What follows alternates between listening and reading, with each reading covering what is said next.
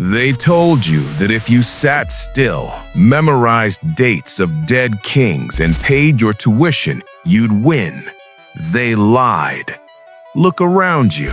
You aren't a student. You're a product in a warehouse, a battery in a flashlight that's being left on until it dies. The 10,000-hour rule? It's the ultimate corporate cope. It was invented to make you feel noble about being slow. It's designed to keep you specialized, obedient, and, most importantly, predictable. But we are living in a collapsing economy. The old maps don't work. The terrain has changed. In this new world, speed is the only currency. Adaptability is the only armor. You don't need 4 years of debt to become dangerous. You need exploits, cheats, glitches. In the next 8 minutes, I'm going to install 5 specific upgrades into your operating system. These aren't hobbies, these are survival tools. 5 skills, 1 weekend. Stop downloading their bloatware. Let's rewrite your code. Let's start with your hardware. School taught you rote memorization, repetition, brute force. A, B, C, D. That is how you program a 1980s calculator, not a human brain. It's inefficient, it's painful, and frankly, it's embarrassing. Your brain is evolutionarily hardwired for spatial data, not text. Think about it. You can walk through your grandmother's house in your mind right now.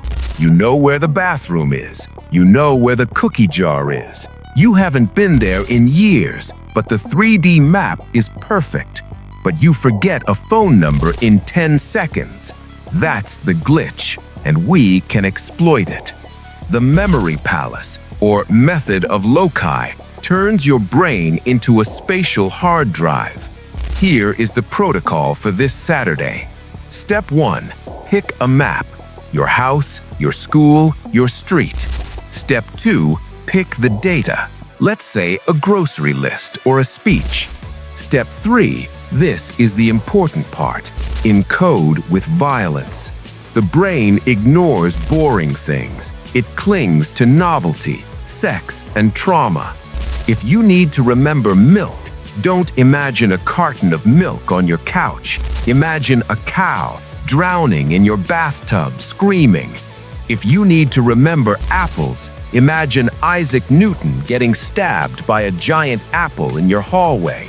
Make it grotesque, make it glowing, make it loud. If you place 52 violent images in your house this weekend, you can memorize a shuffled deck of cards by Sunday night. Why didn't your teacher show you this? Because a student who learns in minutes instead of months stops paying tuition. Now that your RAM is upgraded, let's look at your input-output port. Most of you interact with the digital world like a stunned ape.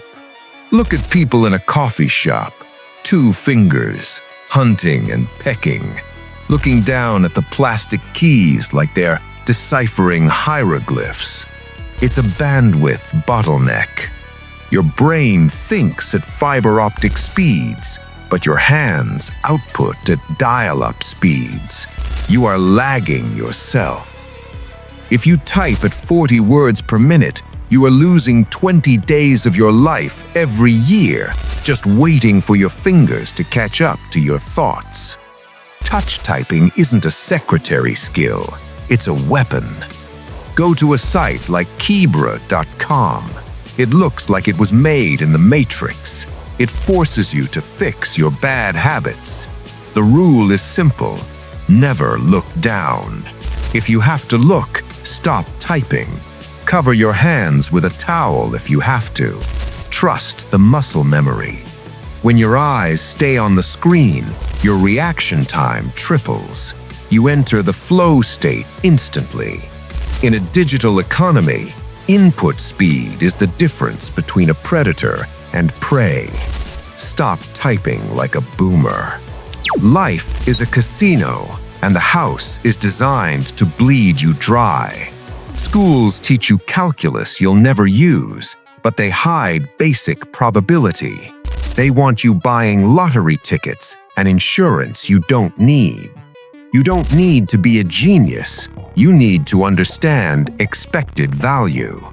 Let's talk about the high-low count.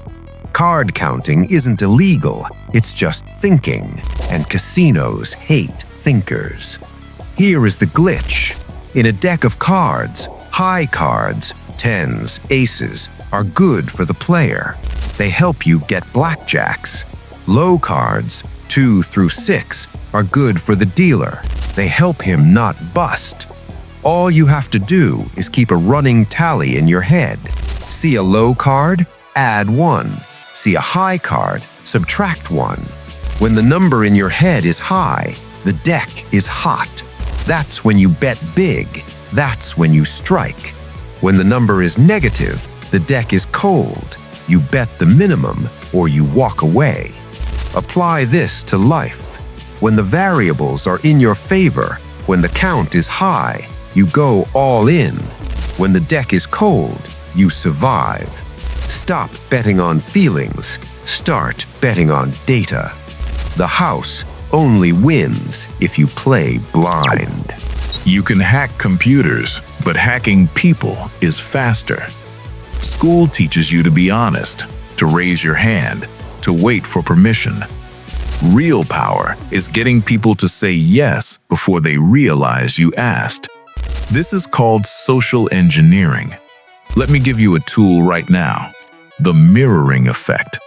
This is an FBI negotiation tactic. When someone is talking to you, repeat the last 3 words they said as a question. Them. I'm really having a hard time with this report. You. With this report. Them. Yeah, the data is just all over the place and I can't find the source. You. Can't find the source? It sounds stupid, but it exploits a glitch in the human brain called isopraxism. It forces them to elaborate. It makes them feel heard. It builds instant trust without you offering anything. Combine this with cold reading. Use Barnum statements, vague statements that feel personal. You seem like someone who is critical of themselves, but defensive when others criticize you. That applies to everyone, but they will think you are a psychic. People are just password-protected files. If you know the prompt, you get the access. We have hacked your waking life. Now, let's hack your sleep. You spend 30% of your existence unconscious, dead to the world. What if you could use that time? Lucid dreaming isn't magic, it's admin access to your own simulation. The technique is called reality testing. The matrix has rendering errors. In a dream, text changes if you look away and look back. Clocks don't work. Light switches don't work.